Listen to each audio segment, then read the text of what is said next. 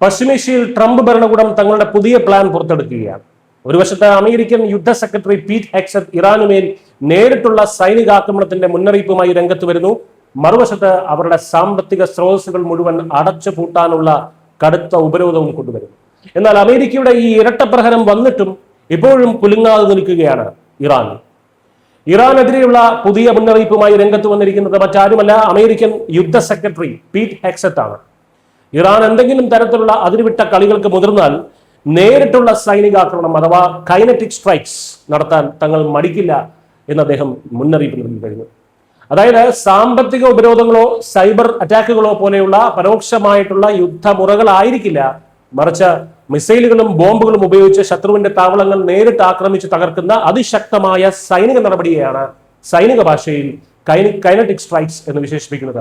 അതായത് അനാവശ്യ വാശി പിടിച്ച് ഇറാൻ വീണ്ടും പ്രകോപനം തുടർന്നാൽ അവരുടെ മണ്ണിലേക്ക് വീണ്ടും നേരിട്ട് ബോംബുകളും മിസൈലുകളും വർഷിക്കാൻ അമേരിക്കൻ സൈന്യം മടിക്കില്ല എന്ന ഏറ്റവും വലിയ മുന്നറിയിപ്പാണ് യുദ്ധ സെക്രട്ടറി ഇതിലൂടെ നൽകുന്നത്.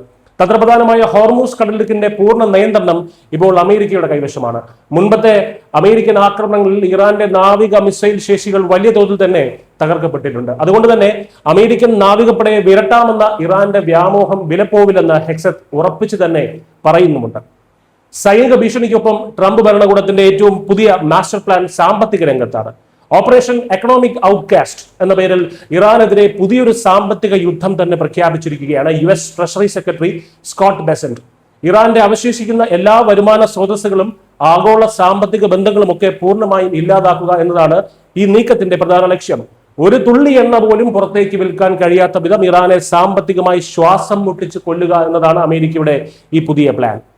രാജ്യം സാമ്പത്തികമായി തകർന്ന് തരിപ്പണമായിട്ടും നിലപാടിൽ ഒരടി പോലും പിന്നോട്ടില്ല എന്ന പിടിവാശിയിലാണ് ഇറാൻ ഭരണകൂടം. $1 20 ലക്ഷം റിയാൽ എന്ന നിലയിലേക്ക് ഇറാന്റെ കറൻസി ചരിത്രത്തിലെ ഏറ്റവും വലിയ തകർച്ചയിൽ നിൽക്കുമ്പോഴാണ് ഈ പോർവിളികൾ എന്നോർക്കണം.